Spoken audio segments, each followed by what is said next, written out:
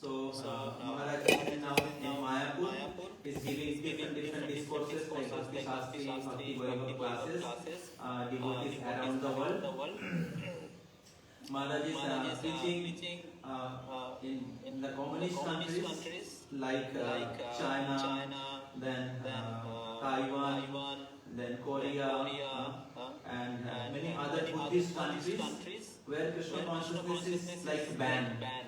So you cannot publicly preach Krishna consciousness, distribute books, or do Harinam Sankirtan. So these places, this preaching Krishna consciousness is very difficult. To inspire people to become devotee and chant Hare Krishna is very difficult.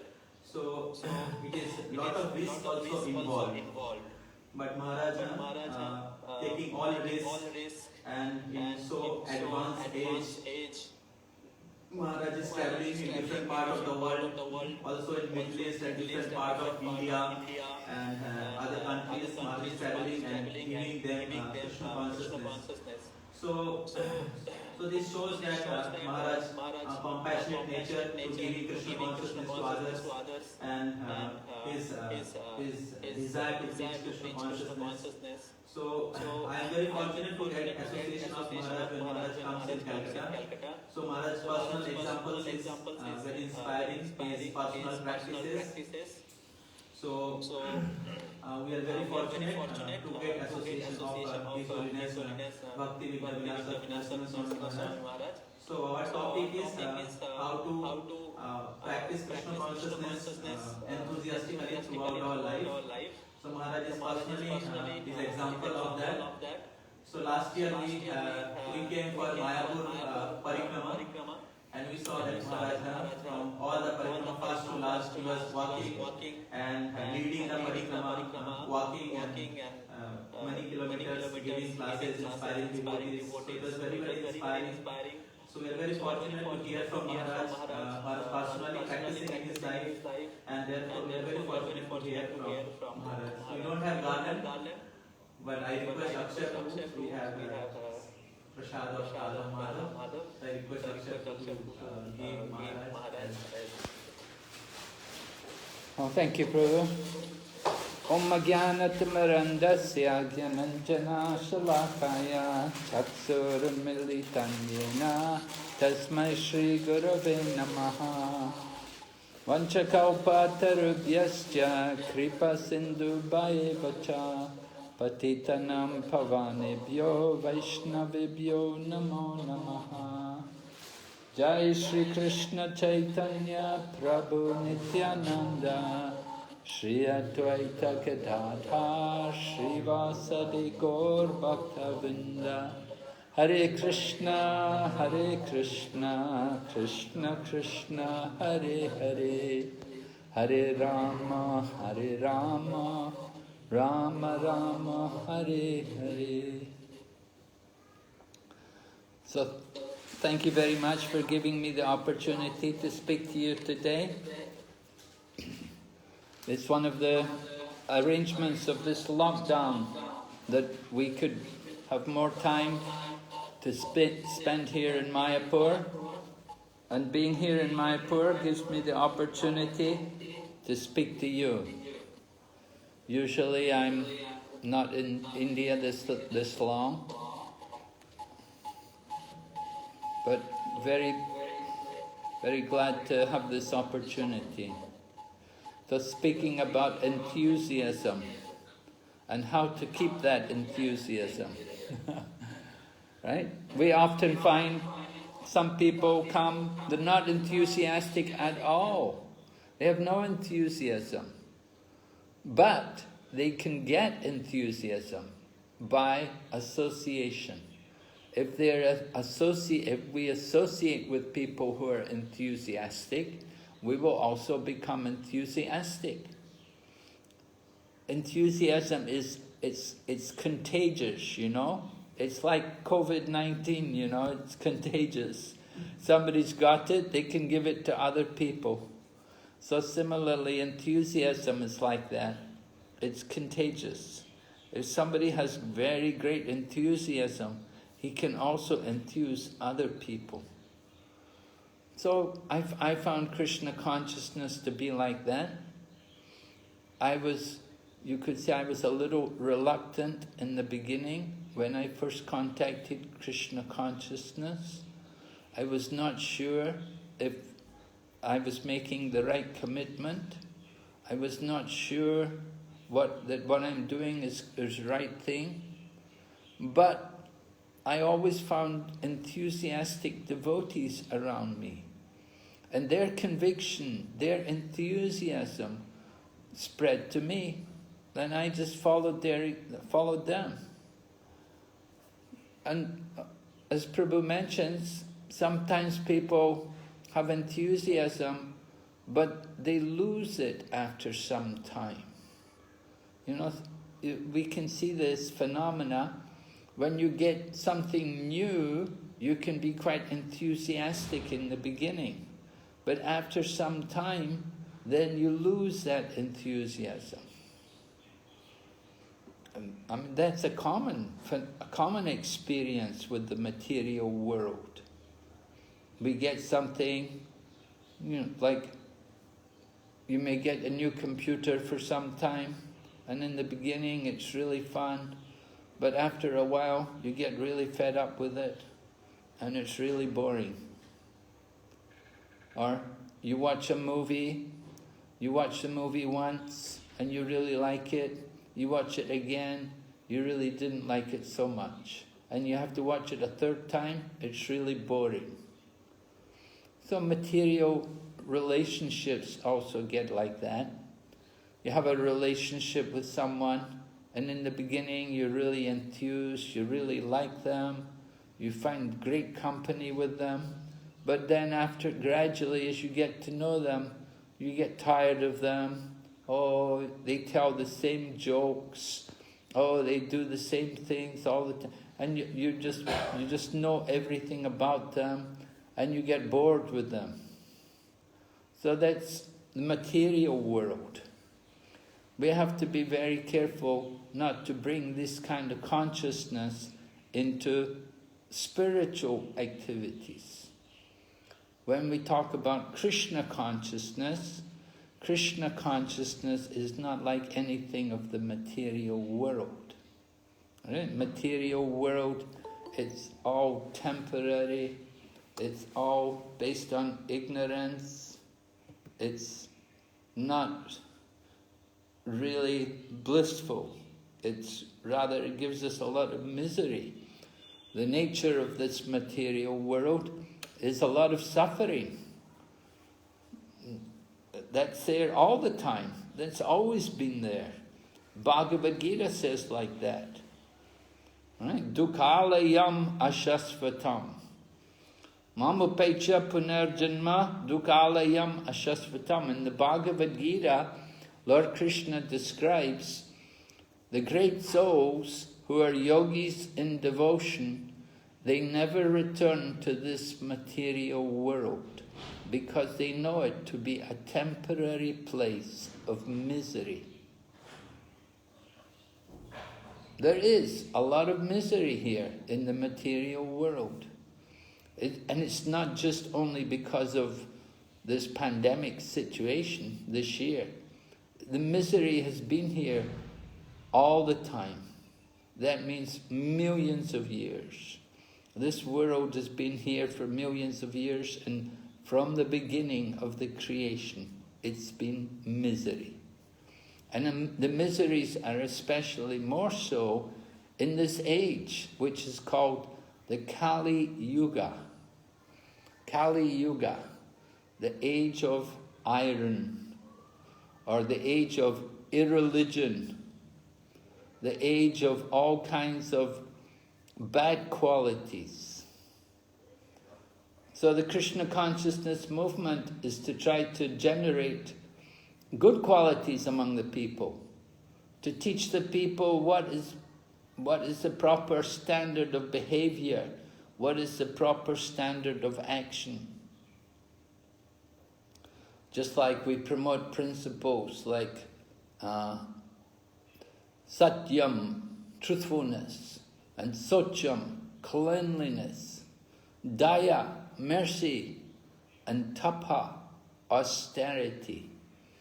These are considered the pillars of religion. So in a good society, in a civilized society, people will adopt these principles: cleanliness, mercy, austerity, and truthfulness. Very important qualities. Before becoming in contact with this Krishna consciousness movement, I was not a very good example of these qualities. Very difficult for most people in the Western world to have these kind of qualities. And we see even today in India, that India is also very much affected by the Kali Yuga. People in India have also lost their appreciation for dharma, for religion.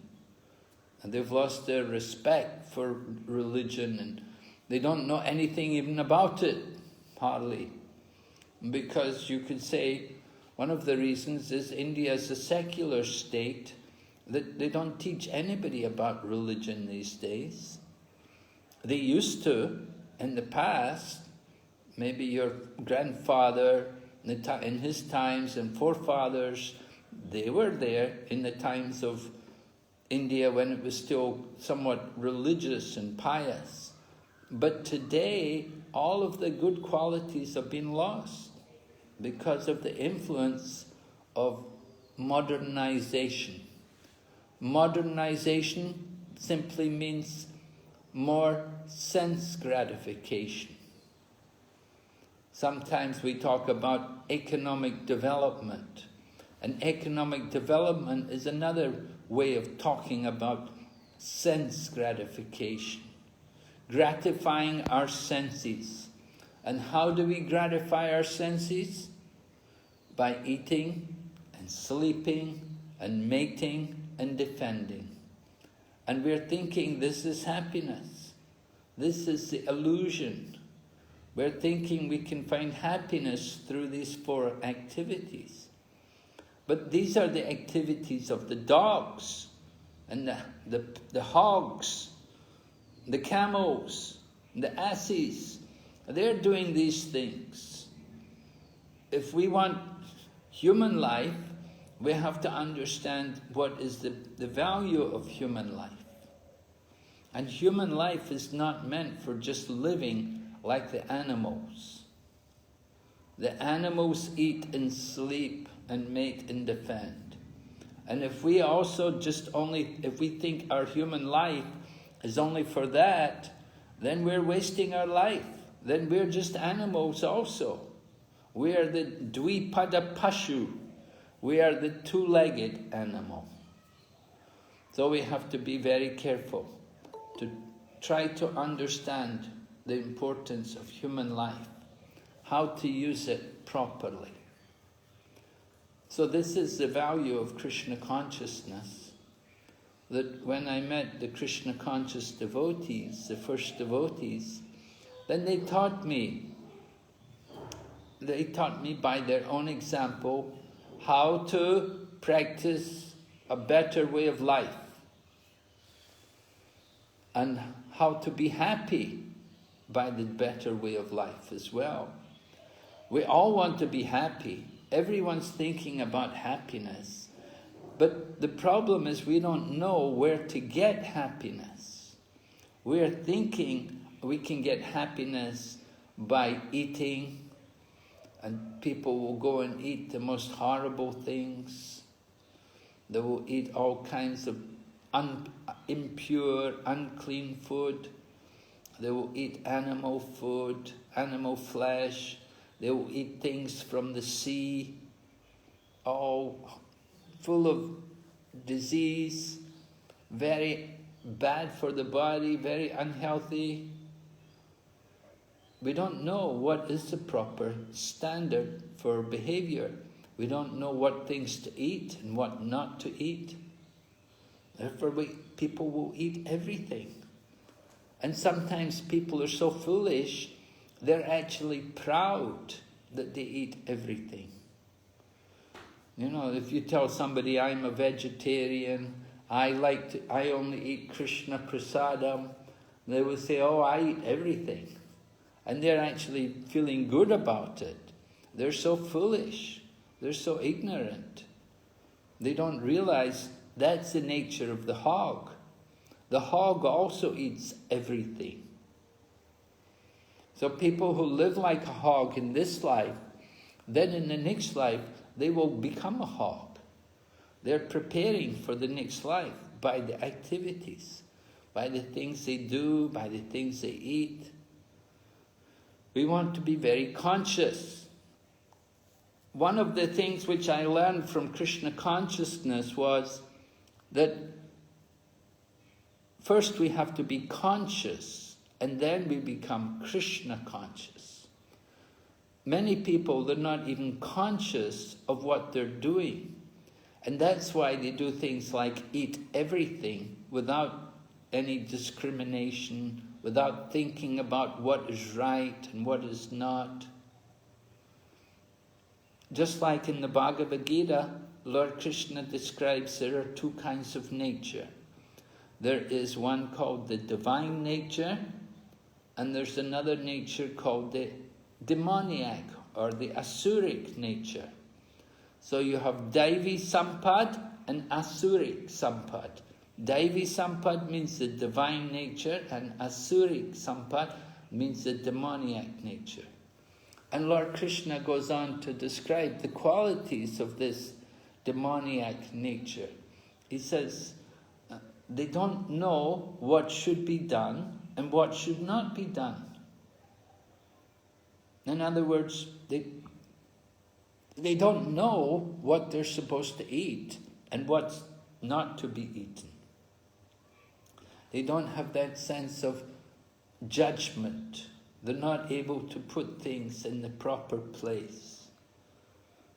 Meaning we don't have that training. So education is very important.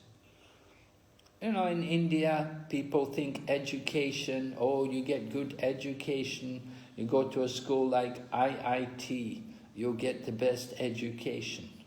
But somebody may go to IIT and he may be completely uneducated about qualities of character and morality. Krishna consciousness is to give us the best education, to develop our spiritual qualities, our godly qualities, if you like. In the Bhagavad Gita, Lord Krishna describes the beginning of knowledge is to become humble and to give up pride. Material world, people are all very proud of their existence, they're proud of their position. But we have to give up that false pride and become humble. Why should we be humble? Well, one reason is because we are not the body, we are spirit souls. And the spirit soul is very small. The dimension of the spirit soul is given in the Bhagavad Gita. That if you take the tip of a hair and you divide that tip of the hair into 100 parts, and then take one of these 100 parts and then divide it further into 100 parts, then that is the size of the soul. So our ego should be in proportion to our spiritual dimension. That is the proper understanding. To think of ourselves as a soul, and knowing the soul to be very small and insignificant. Thinking ourselves to be the body is the illusion. That is what we would term as Maya, or the illusory energy, where we think something which is false to be real. So the body is not real actually, this body is temporary, it's ignorant, but we're thinking the body is pleasure, the body is enjoyment, the body is going to give us real knowledge, and we're thinking the goal of life to satisfy the senses. And the tongue wants to taste, so therefore we eat everything without distinction. So very unfortunate. We have to be very careful. My spiritual teacher was from Calcutta. Maybe you've heard of him. His name was Bhakti Swami Prabhupada. So Srila Prabhupada, I met him when I was young man, just out of college. I just graduated from engineering, and I was working in London, and I met him, and well, he had come to London, and I was already taking an interest in Krishna consciousness. So he impressed upon me the importance of spiritual practice, following principles. He said, human life is very rare, right? We know from the Vedas how there are 84 lakh different species of life, and only 4 lakh are humans. So it's very rare. We're very fortunate to get the human body. But we're even more fortunate when we have the opportunity maybe to be born in Bharat Varsha and to have the association of devotees. You know, to get the association of devotees, something very rare. Chaitanya Mahaprabhu, who is from here in Mayapur, he always glorified those people who are born in Bharat Varsha. He would say, Bharata Bhumiti Haila Manushya Janmajar Janma Sartaka Karikara Para Upakar. Right? To take birth in the land of Bharat Varsha is very fortunate, very good birth. Because in Bharat Varsha, people have some appreciation, at least they used to, they had some appreciation for the Vedic culture. So one should make one's life perfect, and then he should teach others. He should give this information to others. He shouldn't just only keep it for himself. So this is very important. Prabhupada would explain there, one person is a Brahmana and someone else is a Kripana. Brahmana is a generous person. If a Brahmana has something, he will give it. He's willing to give it to others. He will sacrifice. There's an example in Srimad Bhagavatam, what maybe you call Bhagavat Purana, the story of Dadichi Muni. He was a great sage living in Naimisharanya, just on the edge of Naimisharanya, over there in Uttar Pradesh. I don't know if it's still Uttar Pradesh, maybe they changed the name. Anyway, Naimisharanya is there, not far away from Delhi, Kanpur, that region. So Dadichi Muni was living in the forest, and Indra, king of heaven, Indra had come there. Because Lord Indra had to fight a big demon, Vritrasura, and he didn't know how to defeat him. And so he prayed to Lord Vishnu to help him. You see, it's the nature of a devotee, one who has good qualities, that when we have some problem, we will come to God to help us. Sometimes people say, when we have money, we'll only think of our money. But when we have problems, then we'll think of God. So Indra had a problem, and he came to worship Lord Vishnu, and he asked Lord Vishnu to help him. That there's this demon, he's so big, I can't kill him, I don't know how to defeat him. So Lord Vishnu told Indra, well, I'm not going to kill him, you kill him yourself. Lord Vishnu didn't want to kill him. So Lord Vishnu told Indra how to kill him. He said, there's a great yogi called Dadichi. You go to Dadichi and ask him for the bones from his body. And then from the bones of his body, you can make a thunderbolt weapon, and you can use that to kill the demon. So Indra had to go to Dadichi Muni and ask him, please give me the bones from your body. Now, how would you think if somebody came to you and asked you, can you give the bones from your body? I need your bones. You know, it's an unusual request. So Dadichi Muni was a great soul. You know, after hearing a little philosophy from Indra, he was obliged and he gave up his body, and Indra could take his bones and he used it to make a weapon. It's a simple example of the generosity of a Brahman. Another example is there in the Bhagavad Gita. We see the example of how Dronacharya had taught Abhimanyu about fighting. Drishtajumna. Drishtajumna was born to kill Dronacharya. But he came to Dronacharya to teach him about the military arts. And Dronacharya accepted him, even though he knew this man has taken birth to kill me.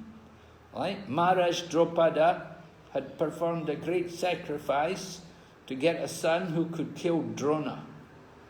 And so Drishtajumna was born to kill Drona. And Drishtajumna came to get teaching from Drona. And Drona accepted him as his student and taught him.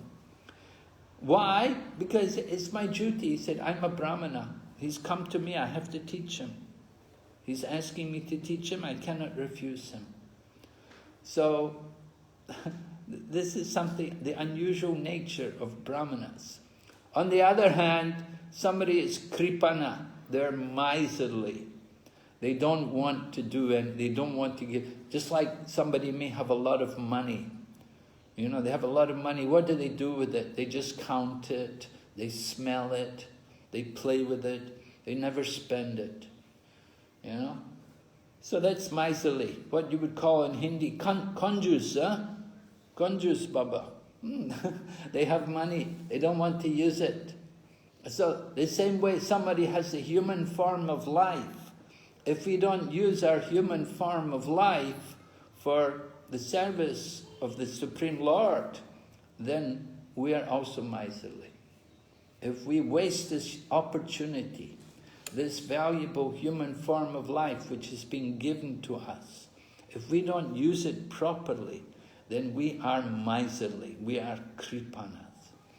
So the proper use of human life is described in Vedanta Sutra, Atato Brahma Jignasa, that now you're a human being, you have to understand what is the difference between matter and spirit. If we understand this properly, then we will always be enthusiastic for Krishna consciousness. If you can understand the nature of the spiritual soul and spiritual existence, then you will never be morose. If you are morose, if you are feeling miserable, unhappy, this is because you're not Krishna conscious. And one who is Krishna conscious, described in Bhagavad Gita, 18th chapter, Lord Krishna says, Brahma Buddha Prasannatma na shochati na kanchati samasarveshu bhuteshu mad bhaktim labate param. Brahma Buddha Prasannatma, one who knows Brahman, who knows that they're not the body, then Prasannatma, they're a joyful soul. Another, if you're joyful, you will be enthusiastic. The Hare Krishna movement people, generally they're always happy, they're always joyful in spiritual bliss by performing the Sankirtan of the holy name, by their spiritual activities, by associating with Krishna and Krishna's devotees. We become enthusiastic, we awaken our spiritual nature. What is the nature of the soul? Sat Chit Ananda. eternal, full of knowledge, and blissful, Ananda. The material world is near Anand. There's no real happiness, no real bliss, but there's the illusion of happiness. You have that illusion of happiness in the material world. Srila Prabhupada gives an example about the illusion of happiness. He talks about the camels in the desert. You know, you go to Rajasthan, you see these camels in the desert, Rajasthani desert there. So, what do the camels eat? These animals are like that. They always look for something to eat. And sometimes these animals, they will go and they will eat thorns. They'll eat something on some, like a berry tree, which is full of thorns. So when they take the thorns, they will chew it and they will cut their tongue with the thorns, because the thorns have these sharp things on them, and it pierces the tongue. And so when their tongues are pierced, the blood comes out of the tongue, and the camel tastes the blood, and he thinks, oh, very nice. The blood of the camel is very sweet. The camel is tasting his own blood, and he's thinking, very nice, very good. This is the illusion of happiness. Well, material life is like this. The illusion of happiness. Real happiness is not in the body. Real happiness comes from the soul. And we awaken this spiritual happiness by simply chanting the Hare Krishna mantra and engaging in Krishna's service. By doing service for Krishna, we become very happy, we become very joyful. What do you do in the material world? People, they get a job, they work in the office maybe, and then they need a weekend off, and they get to the weekend, oh thank goodness, I don't need to go to work anymore. But in Krishna consciousness, we work every day. Every day we have our chanting, every day we have our programs, dancing and hearing about Krishna and serving Krishna. We don't need days off. We don't want days off. Rather, we're happy to be engaged in Krishna's service. Our life is service to Krishna. But where do you find people in the material world like that? People are all thinking, oh, I want to get a break, I want a day off, I want a holiday. Devotees, they don't want these things. They just want more service. The devotee just prays, please engage me in your service. Right? When we're chanting the Maha Mantra, our chanting is a prayer. Please engage me in your service. So we want you all to understand the importance of devotional service.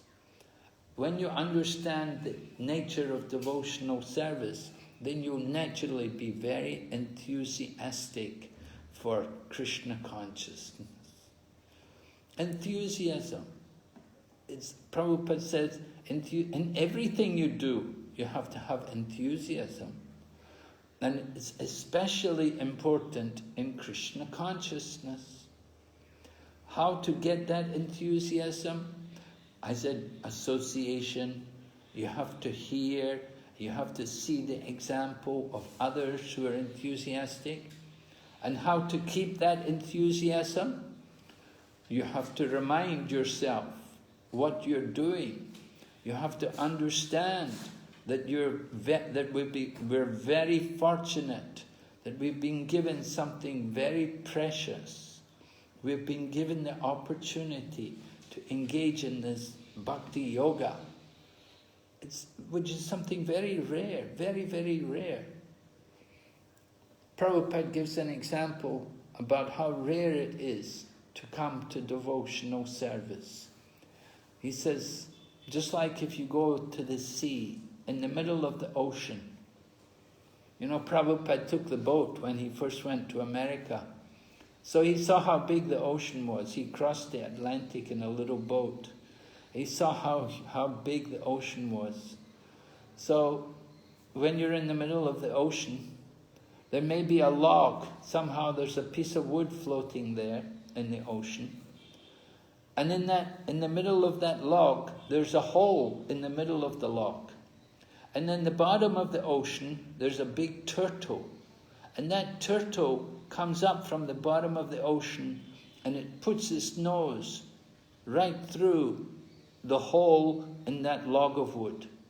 And so his nose gets stuck in the log of wood. You know how rare it is that the whole ocean is so vast and there's this one piece of wood floating in the ocean. And it happens that there's one hole in the middle of that piece of wood.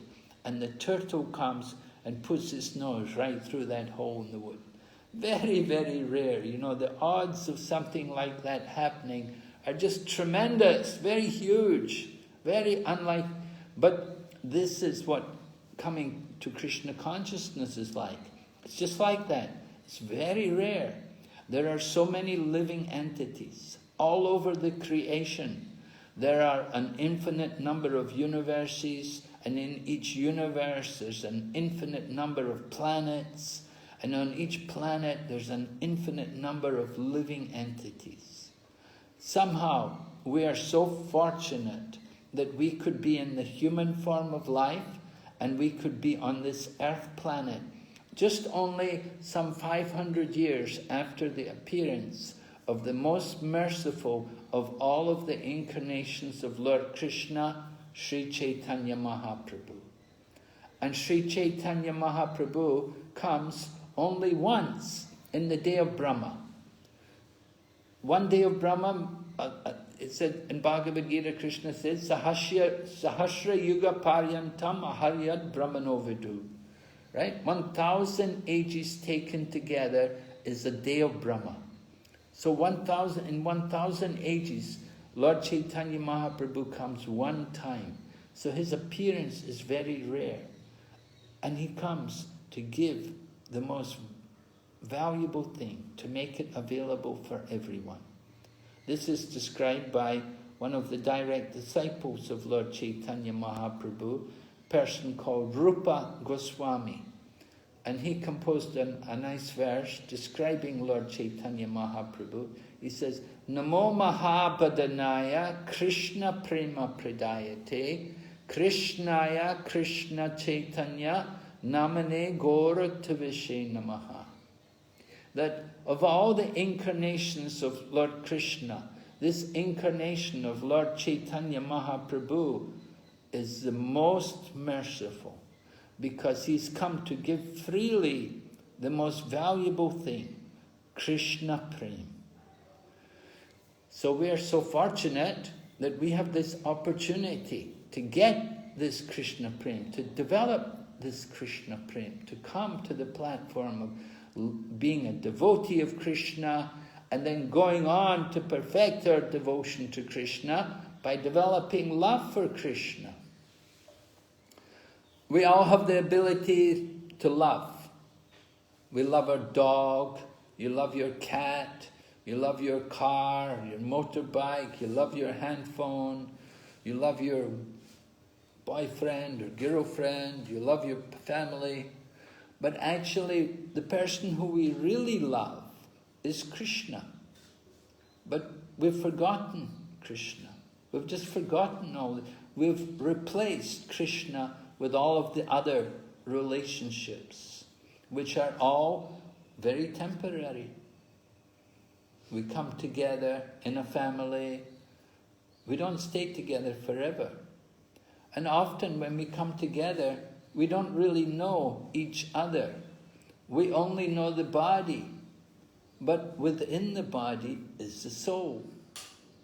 Just like when the father dies, you may say, my father has gone. But his body may be lying there. The body is still there. Who is gone? They say, no, my father is gone. And they say, well, look, his body is there. The body is there. But we say, no, he's gone. What has gone? The spiritual particle has gone from that body. And that spiritual particle, that is the real person. So the person which we actually love is not the body, but it's the spiritual particle within the body. And that spiritual particle is a part of the Supreme Lord Krishna. We're all part and parcel of Lord Krishna. We're not Krishna, but we are part and parcel of Krishna. The example is given like the drop of water in the ocean. The drop has all the qualities of the ocean, but different in quantity. So in the same way, we have a relationship with Krishna, but we've forgotten.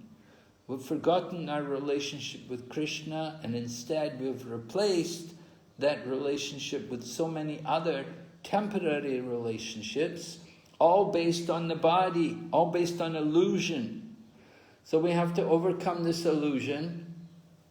Therefore, Chaitanya Mahaprabhu taught everyone, you have to chant this Hare Krishna mantra. You have to chant regularly. This is the real medicine for material life. To overcome the disease of materialism, the ignorance of materialism, we have to chant the Mahamantra. And we have to hear about Krishna. It's very, very important for us. This is the process of Krishna consciousness. Just like if you do yoga, if you practice, say, Ashtanga Yoga, Ashtanga Yoga begins with Yam and Niyam. Yam means the things you don't do. So in Krishna consciousness, we have things we don't do. No intoxication, no gambling, no illicit sex, no meat eating. And the Niyam are the things we do. We have to chant Hare Krishna mantra. We have to read scripture like Bhagavad Gita. We have to worship Krishna. We have to eat sanctified food like prasadam. These are the kind of things we have to do. And when we do these things, you'll see the change. You can see how people change. That before, they may have been very proud and angry and irritable and not very nice at all. But after becoming a devotee of Krishna, people really change and they develop good qualities. So it's very important for all of us to hear about Krishna, to practice this process of Krishna consciousness, and you'll see how it takes effect. And when you see yourself starting to change, then we'll become more and more enthusiastic. We'll become more and more eager to continue. And certainly we do change. We may not, sometimes people don't notice how they're changing, but actually we do change. Prabhupada gave the example, he said, just like you go in the aeroplane. So Prabhupada had travelled in the aeroplane, and he said, sometimes 1 minute you're on the ground, next minute you're up in the air over the city. So Krishna consciousness is like that. 1 minute we're on the ground, and next minute, before you don't even notice a big change, but you're up there. You've given up all the sinful activities, you've stopped all the bad habits, and you start to develop the good qualities. Krishna consciousness works like that. And as you see it working, you become more and more convinced. You have more and more faith and become more and more enthusiastic to continue this process. Why? Why we want to continue? Because it's a rare opportunity, as I said, to get the human form of life. So Prabhupada used to say to us, just give this one life for Krishna. We've already had so many lives. We've taken birth many, many times before, right? We know Bhagavad Gita, Krishna was saying to Arjuna, I instructed this knowledge to the sun god, Vivishwan. So Arjuna said, You know the sun god? You're the same age as me, Krishna. How could you tell the sun god about this? But Krishna said, no, many, many births both you and I have had, Arjuna. I can remember all my births, you do not. So this is the situation. We don't remember our previous births, but we've had many, many births in the past. So give this one life for Krishna. Take it very seriously and try to become Krishna conscious. And in this way, we can get the perfection of human life. We can get something which is very rare. What's that? Huh? No question answers, Maharaj. Okay. All right, so we'll stop here and we'll ask if there's some questions or answers. We'll try to answer. Yeah? So I request all the boys to take this opportunity to ask a question, as we have one session before with Guru Maharaj. So we have opportunity to ask question, especially in connection with today's topic. So today we are very fortunate to have Maharaj. So Maharaj is practicing Krishna consciousness last 50 years. So we face many difficulties in our Krishna consciousness practice, many challenges. So you can ask any question like how to overcome those challenges and how to continue Krishna consciousness, remain enthusiastic. So therefore I request all devotees, you can ask question, you can unmute yourself or you can write down in the chat.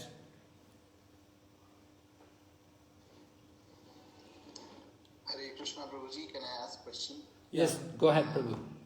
Hare Krishna Prabhuji, Dandavat Pranam.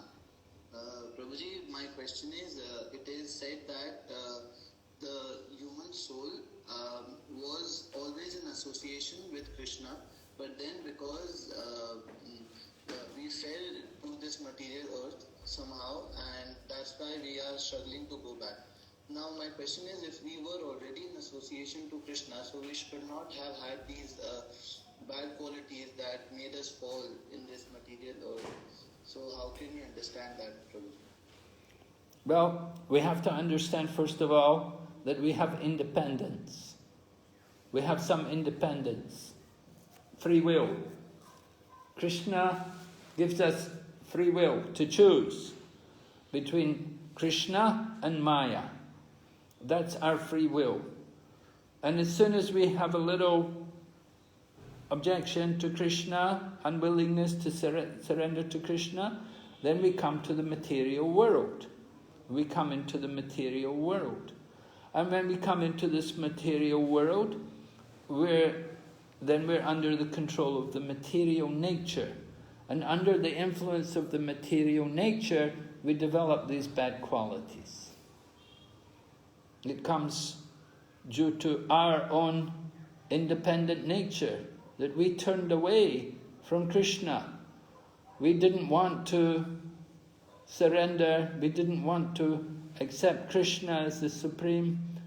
So we don't need to be with Krishna. As soon as we think again in a rebellious manner to Krishna, then immediately we come into the material world.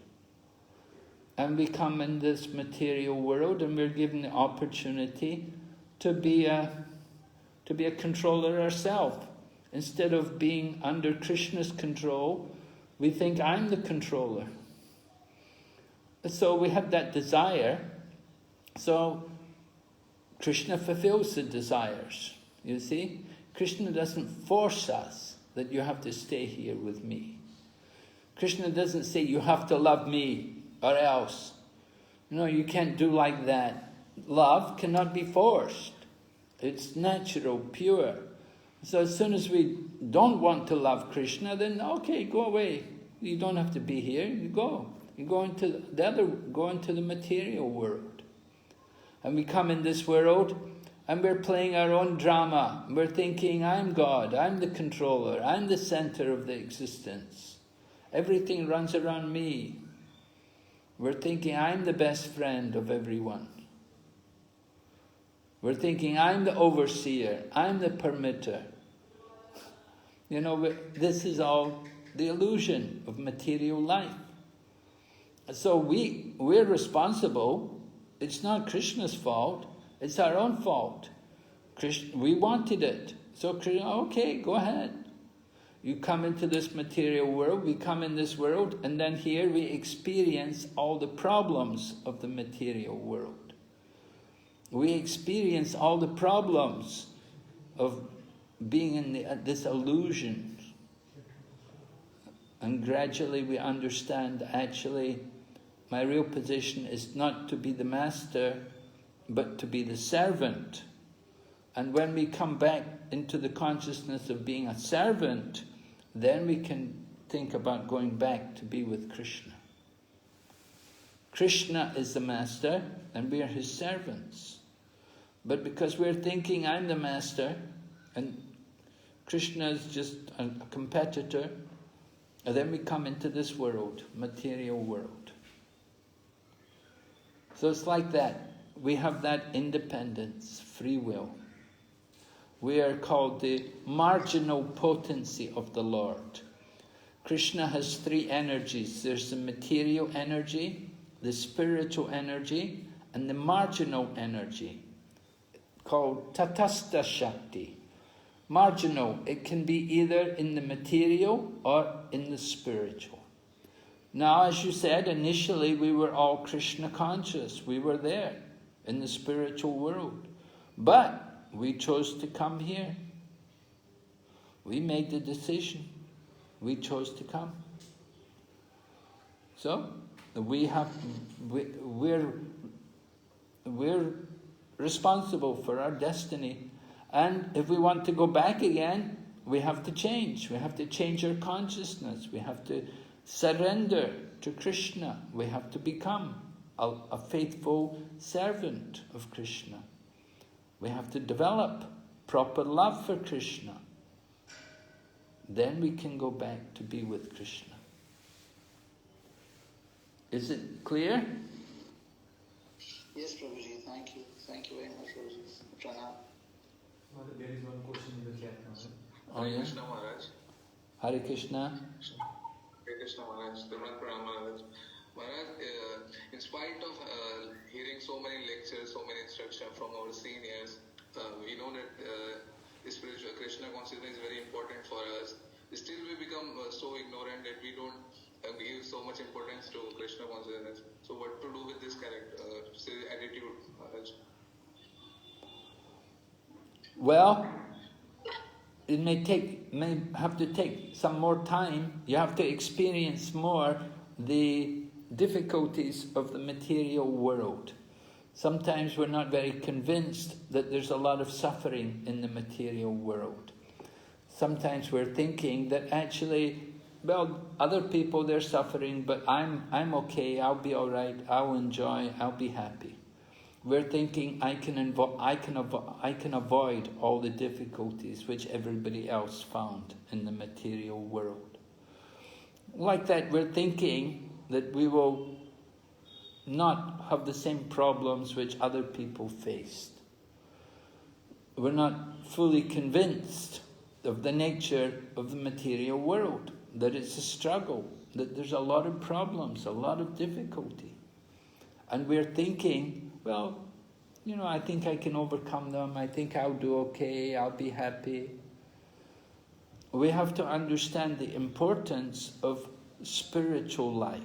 As you said, often, although we hear so much, we're not, you know, we don't take it very seriously. We're not fully convinced. But at some point in your life, it may happen that a change will come about and you'll actually understand that, you know, this is really important. That Krishna consciousness is very important, and you will regret that you've put it off and you've delayed it for so long. I know when I became a devotee, when I joined, I was like 21, I thought, oh, I wasted so much time. If only I had become a devotee earlier, it would have been much better for me. So time is such a valuable thing. Charikya Pandit said, you know, you can buy gold, but you cannot buy time. So we want to use time for something which is the most valuable thing. And we have to understand the value of Krishna consciousness. As you say, you know, you hear so much, but still you don't take it very seriously. When the problems come, when the crisis comes, then you may start to take it more seriously. You may regret that you did not think more about it. You did not take it so seriously. Because this human life is temporary. When it's finished, you don't know where you're going to take your next birth. You don't know, will you get the opportunity for Krishna consciousness again? You had so much opportunity in this life and you didn't take it. So why should you get the opportunity in the next life? Therefore, we have to be very careful, very, very careful. Think very deeply about Krishna consciousness and understand the importance of it and how it is certainly the most valuable thing. Most valuable that it saves us from the greatest danger. And the danger is that now we have the human body, but we don't know in the future where we will be. What we will be. We know this life is temporary. We know we're not going to live forever. We have to leave the body one day. We have to think, where do you want to go? Where do you want to go? What kind of body do you want to get in the future? Is it important to you? If you don't care, then it's all right. If you don't mind to be a dog in the next life, okay, it doesn't matter. But you have to think about it. Do you care or not? Do you mind to be a tree in the next life and stand as a tree for a long time? What kind of body do you want? Where do you want to go? You know, that's why people, you know, we study, we get education, you get degrees, you do a lot of work to get these things because you're thinking about the future. But we have to think also about the future life, not just only this life, but the future life, the next life. That is real intelligence. That takes real thoughtfulness. So you have to think deeply about these things and understand the importance of it.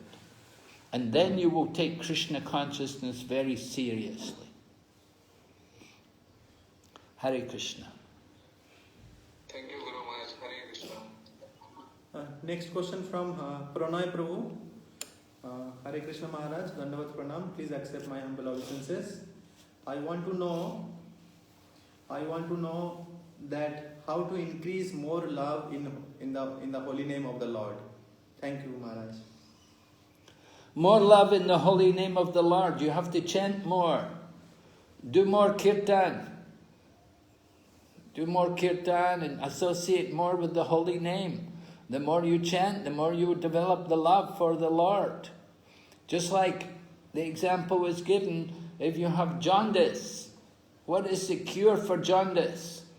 The cure, it used to be anyway, you have to drink sugar candy or sugar cane juice. And then it's very good, it helps the liver. But when you drink the sugar cane juice, it's very bitter. In the beginning, it's very bitter because of the jaundice. You cannot taste the sweetness. So in the same way with the holy name, we don't taste the sweetness of the holy name in the beginning. You have to chant more. You have to do more kirtan. You have to chant more and more. Gradually you will awaken the love of the holy name. The love is there. You just have to awaken it. You have to remove all the contamination from the heart. Right? Lord Chaitanya says, Cheto Darpana Marjanam. The heart is like a mirror and it's all covered over with so much dirt. You have to clean the mirror. And when we clean the mirror of the heart, then we will develop the pure love of the holy name. So Sankirtan, very important. Tasmat Sankirtanam Vishnu Jagan Mangalam Amhasham. The chanting of the holy name destroys all sinful activities. It's the most auspicious activity in the three worlds. There's nothing more auspicious than the chanting of the holy names. So we have to practice this chanting. Practice, right? Constant practice. You have to keep chanting. Lord Chaitanya said, Kirtaniya Sadahari. Always chant the holy name. So try to keep the holy name always on your tongue. And in this way, gradually, the love will awaken. Hare Krishna. So, question, devotees can ask question.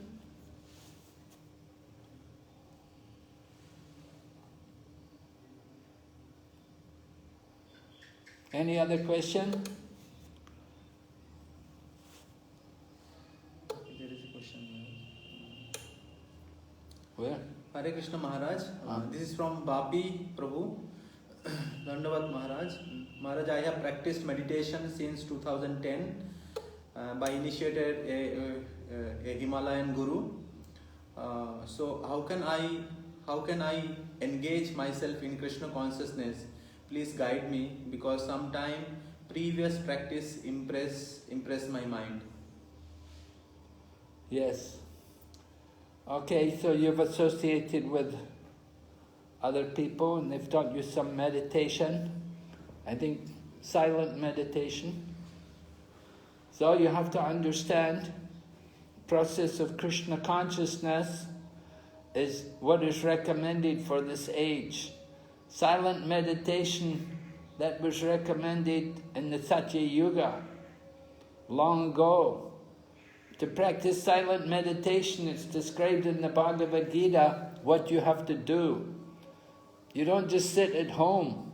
If you're going to do silent meditation, you're supposed to go to the Himalayas, you're supposed to go up the mountains, and you go alone. And you sit alone, and you sit and meditate.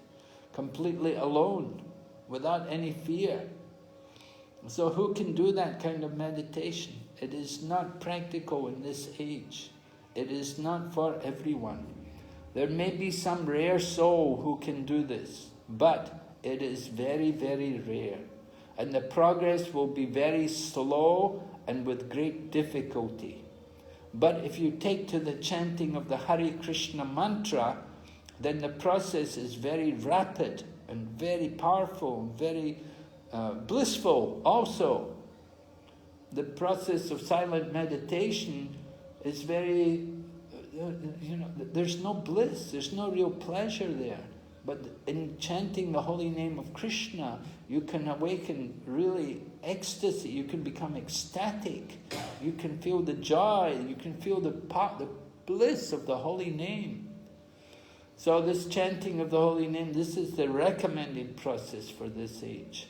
So you need to associate with the Hare Krishna devotees and with the Hare Krishna movement and take part in kirtan and eat Krishna prasadam and hear about Krishna. And in this way, you're already practiced in meditation, so your meditation will help you to chant the holy name. When you do the chanting on the beads, it should be very easy for you, very powerful. So I encourage you, chant on the beads and chant at least 16 rounds every day and take part in all the programs with the devotees, and you'll see how quick you can progress.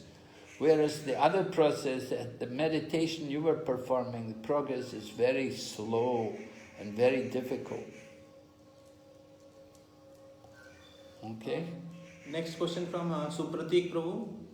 Hare Krishna Maharaj, Dandavat Pranam. Sometime our family is not favorable in Krishna consciousness. They demotivate us. So how to face this problem and remain enthusiastic in our practice of Krishna consciousness? Well, you have to understand the family, they're testing you. They want to see, are you really serious? You can think of them as being sent by Krishna to test your determination and your conviction that what you're doing is the right thing. Yeah, family members, they will always be like that. Everybody, family, they will always want, oh no, don't go to Krishna, you just stay with me. The mother will say, you're my son, don't go to Krishna, like that. It's family affection, the body, it's all based on the body. You have to understand the nature of that illusion, and you have to transcend it. You have to cultivate your Krishna consciousness. Everyone has got a mother and father. Not only you, even the birds in the trees and the worms in the ground, the snakes, they've all got their mothers and fathers. Why are you so attached? Only the fortunate person has got a spiritual master, and by the grace of the spiritual master, you'll get Krishna. So try to take advantage of the opportunity of knowing the devotees and get connected to Krishna. And if you become a good devotee, your family will all benefit as well. Because you're doing devotional service, your mother and father, they'll get the greatest benefit. But if you just work in a job, what benefit will you give them? You give them some money, that's not real benefit. But if you become a nice devotee, if you become a good devotee, your mother and father, they get the blessings, they get good blessings from Krishna, that they brought a devotee into the world. And just like Prahlad Maharaj, he was worried about his father. His father was a big demon. So he was worried his father may go to hell because his father had tried to fight with Lord Nrsingadev. But Lord Nrsingadev said, no, it's okay. He said, your father is liberated because he's your father. And he said, not only your father, but your father for many generations, they're all liberated because you're a pure devotee. So in the same way, if you become a good devotee, you can liberate all of your family members. All right? Some more questions. All right, where?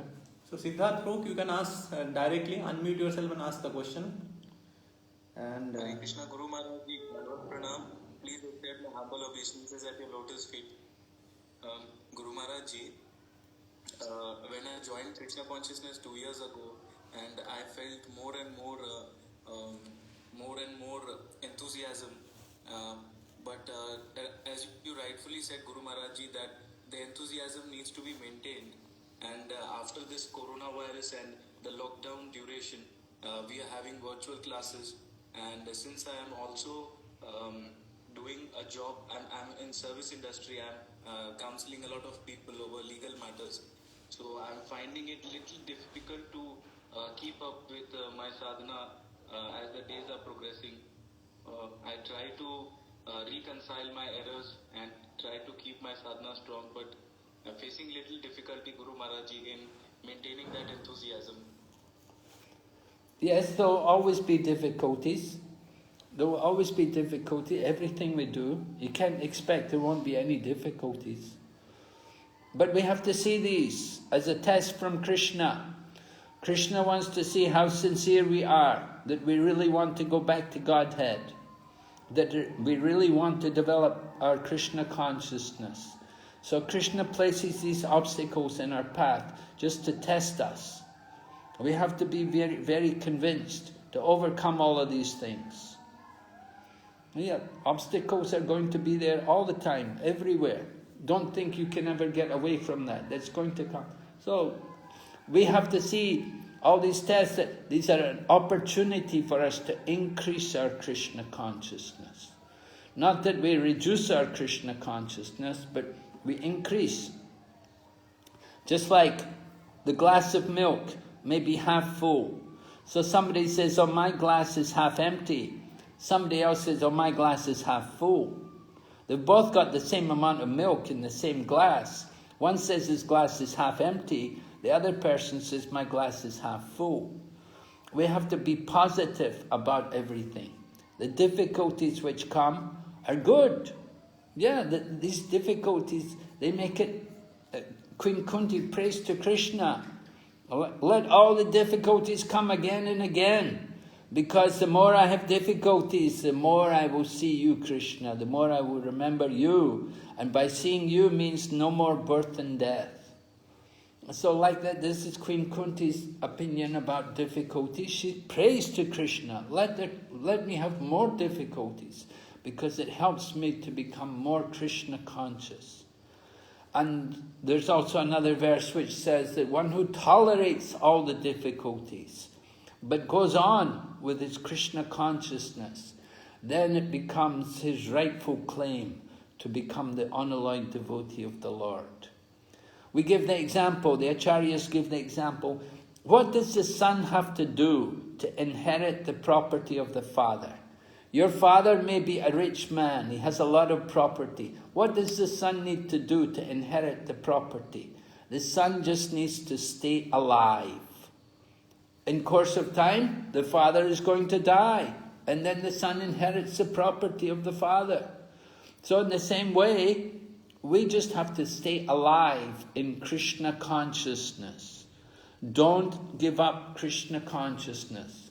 Sometimes you may have a little difficulty, you may be a little short, you have to do more. You have, okay, this is Maya, this is Krishna testing me. We have to increase. We have to become more alert and more on the ball and get rid of the obstacles, right? Overcome the obstacles by taking shelter of Krishna. You just hold on to Krishna and all the obstacles will go away. Just like as soon as the sun comes out, all the mist, all the fog goes away. So Krishna consciousness. Krishna Suryasam Maya Haya Andhakar. Yahan Krishna Tahannahi Mayaya Adhikar. Krishna is like the sun and Maya is like darkness. So wherever there's the son of Krishna, there can be no Maya. So we have to really hold on tightly to Krishna. Call out to Krishna, oh Krishna save me, right? Call out to Krishna, chant his holy name, and really take shelter of Krishna. And you'll see all these obstacles will just evaporate. They'll just disappear in the face of Krishna. Nothing can overcome Krishna.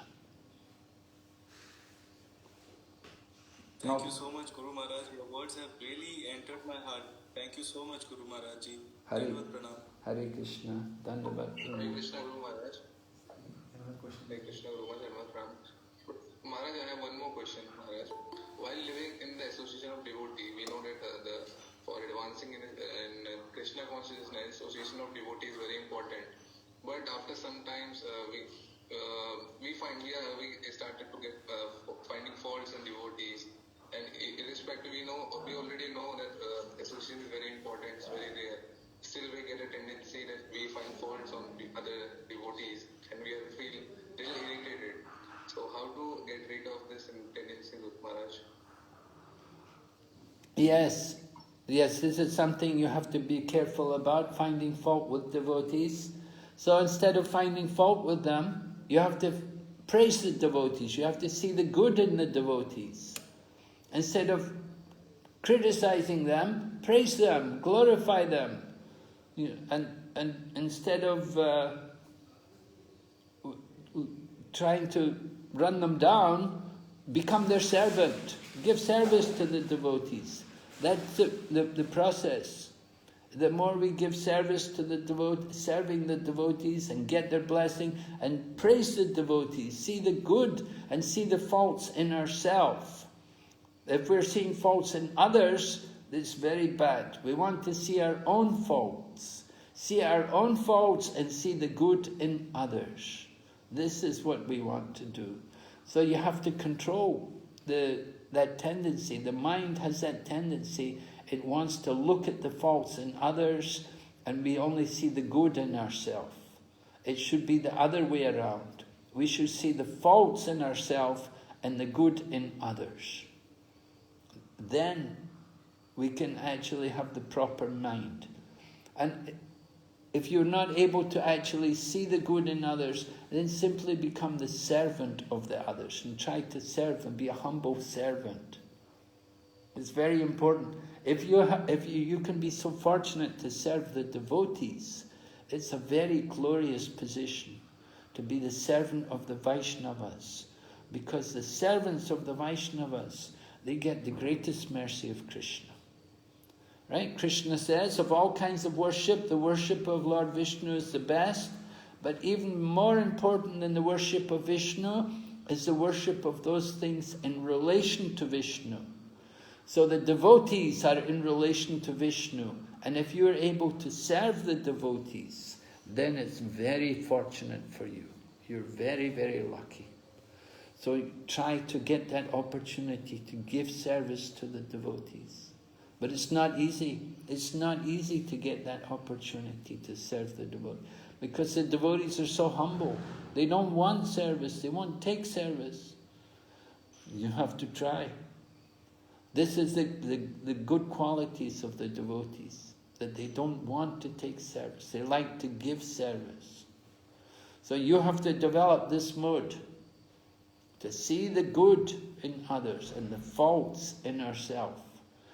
It's the duty of the spiritual master to see faults. It's not the duty of every devotee to see.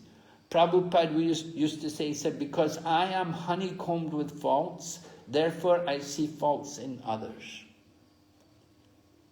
So if you're seeing faults in others, it means it's because you're full of faults yourself. So you have to reflect more on our own faults before you reflect on the faults of others. Okay?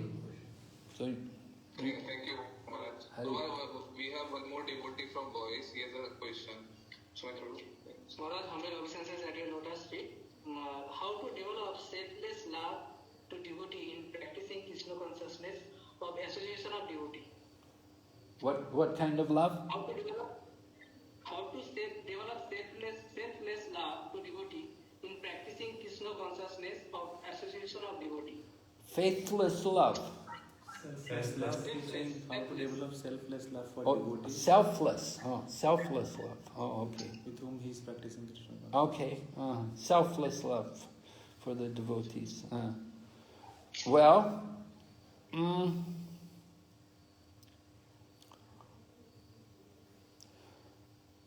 we have to want to purify our heart. The problem is because our heart has many anarthas, many dirty things in the heart, many material desires. That's why we don't have selfless love for the devotees. Because we have a lot of pride and a lot of attachment in the heart. So if we want to develop that selfless love, we have to purify the heart. And the purification process is the Sankirtan, the chanting of the holy name. The purification is also devotional service. The devotional service itself will purify the heart of all the bad qualities. So, in the bodily concept of life, we want to take advantage, we love someone for some motive, we want to get something. We see in material life like that. The man and the woman, they want to exploit each other for my sense gratification, for my pleasure. But on the spiritual platform, there is pure love. We don't think about it will be more selfless love. So that is pure love. And you see that example is highlighted in the Shikshastikam.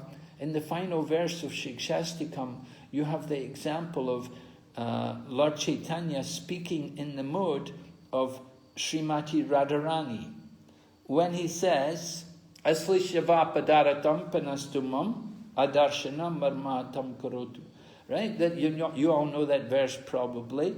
That I know no one but Krishna is my Lord, and he will always remain so, even though he may handle me roughly by his embrace, or make me broken-hearted by not being present before me. He's free to do anything and everything with me, but he's always my worshipful Lord unconditionally. So this unconditional love, this is spoken about here in the final verse of Sri Chaitanya Mahaprabhu's Shikshastikam. And Lord Chaitanya is explaining that the nature of this love is that even though it may give you pain, but just like Krishna is described as lampata. Lampata means womanizer, that he's gone to other women. But Srimati Radharani, she said, if she's saying that if my unhappiness makes you happy, that is my happiness. Can you understand? We don't see this kind of love in the material world. That if my being unhappy makes you happy, then that's my happiness. In the material world, everyone says, your duty is to make me happy. The man says to the wife says to the husband, your job is to make me happy, you should make me happy. But on the spiritual platform, there is selfless love, pure love. And the thinking is to make the other party happy, to make Krishna happy. And whatever Krishna wants, if it makes Krishna happy, that is our happiness. So this is something you can think about. Try to develop this kind of love. This love, I say, it's not in the material world. This is the spiritual world. So you have to come to the transcendental platform to develop that kind of love. Hare Krishna. Can I take some more questions? Hare Krishna Maharaj. Yes? I have one more question from voice devotee Govind Prabhu. Yes? He is telling Hare Krishna. Let him ask. As you okay. Hare Krishna Maharaj, Dandavad Pranam. As you said, one life should dedicated to Krishna. But as we know, Maya is very powerful. So lust attack in form of Maya and capture the mind, not able to concentrate anywhere. So that time, Maharaj, what should I can do? Man? Well, we have to conquer the lust. Lust is described in the Bhagavad Gita. Arjuna asked Krishna about this also. That we perform sinful activities unwilling. Krishna said, due to lust. So Krishna describes lust. He tells us where you'll find it. In the senses, in the mind, in the intelligence. And he tells us how to conquer it. You have to regulate the senses. And then you have to cultivate knowledge, pure knowledge, spiritual knowledge. So you have to hear, you have to read the scriptures, you have to understand the nature of this lust, how it's ignorance, the all-devouring sinful enemy, which burns like fire, is never satisfied.